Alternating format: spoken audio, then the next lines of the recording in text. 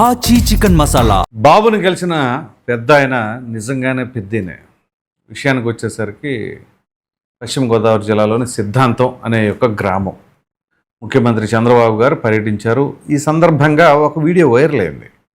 అదేమిటి అంటే సత్యనారాయణ అనే ఒక వృద్ధుడు తనకి చంద్రబాబు నాయుడు గారిని కలవాలి అనే ఆకాంక్ష చాలా బలంగా ఉంది అని చెప్పేసి ఒక రీల్ అయితే మాత్రం బయటకు వచ్చింది. అది తీవ్రంగా వైరల్ అయింది.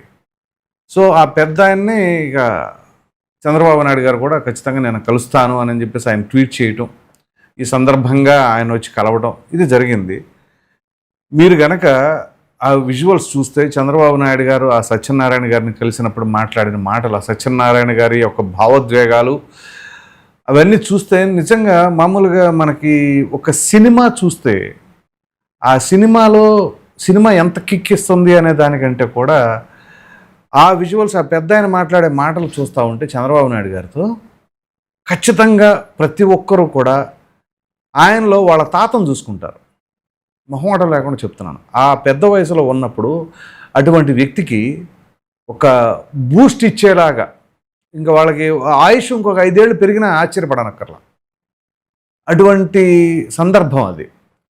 ఆయనకి చంద్రబాబు నాయుడు గారు అంటే అపారమైన గౌరవం, ఇష్టం, అభిమానం ఇవన్నీ కలగలిపితే ఆయన దూరం నుంచి చూసైనా సంతోషిద్దాం అని చెప్పేసి ఆయన ఆ వీడియోలో చెప్పారు.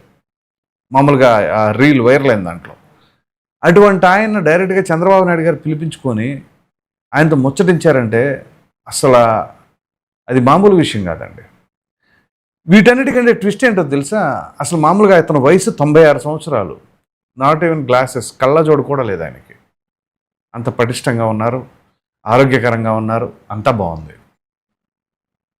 ముఖ్యమంత్రి గారు ఆ పెద్ద ఆయన అడిగారు, నీకు ఏం కావాలి పెద్ద ఆయన అని.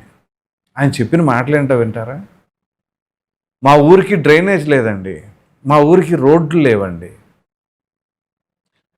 ఎంత నిస్వార్థమైన మనిషి చూడండి.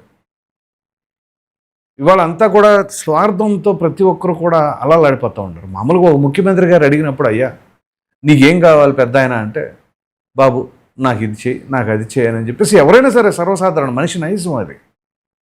కానీ మహామనుషులు ఉంటారు ఇట్లా ఊరి కోసం ఆలోచించేవాళ్ళు.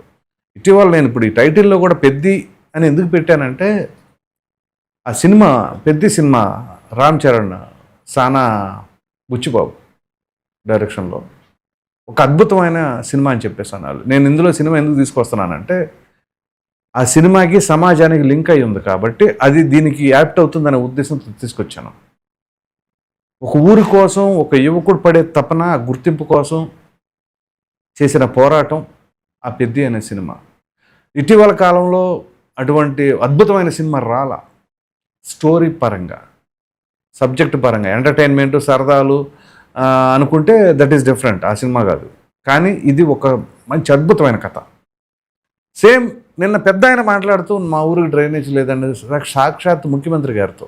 అఫ్కోర్స్ తర్వాత అది కాదు నీకు ఇంకేం కావాలి పెద్ద, నీకేం కావాలి అని ముఖ్యమంత్రి గారు స్పెసిఫిక్గా అడుగుతున్నప్పుడు ఆయన చెప్పాడు, మా బాబుకి కొంచెం అనారోగ్య కారణాలు ఏదో హాస్పిటల్కి సంబంధించిన ఇష్యూ ఉంటే అది సాల్వ్ చేస్తున్నారు, మేము పాకింట్లో ఉంటామంటే కాదు మంచి ఇల్లు కట్టిస్తానని చెప్పేసి ఒక 6 నెలల్లో.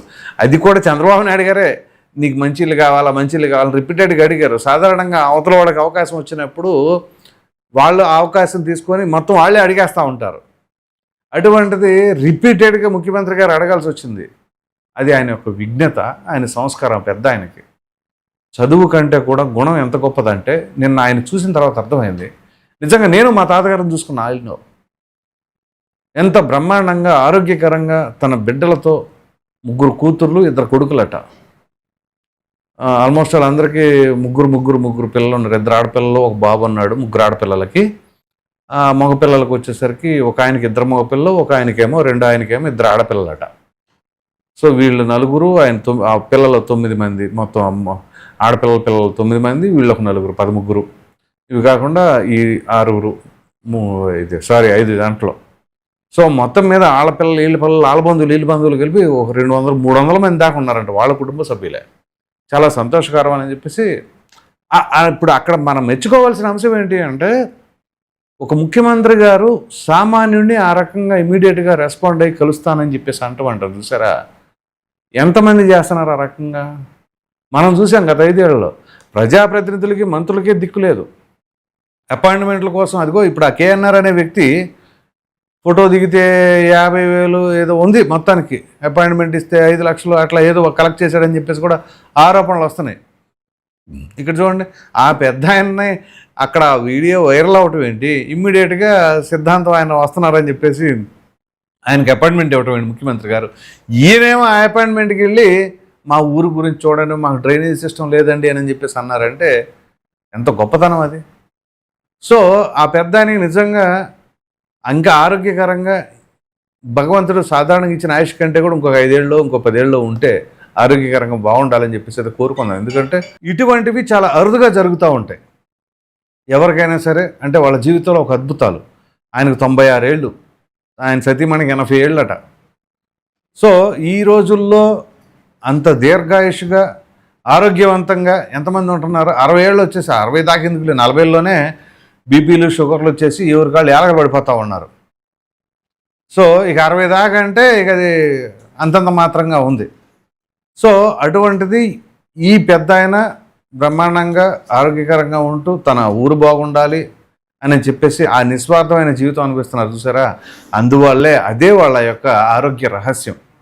కాబట్టి ఎవరికి వాళ్ళ స్వార్థాలతో మనసంతా కూడా కుళ్ళుతో నిండిపోయి ఉందనుకోండి, ఆటోమేటిక్గా మీ బాడీలో కూడా ఆ రోగాలు అలాగే పెరుగుతూ ఉంటాయి అన్నమాట.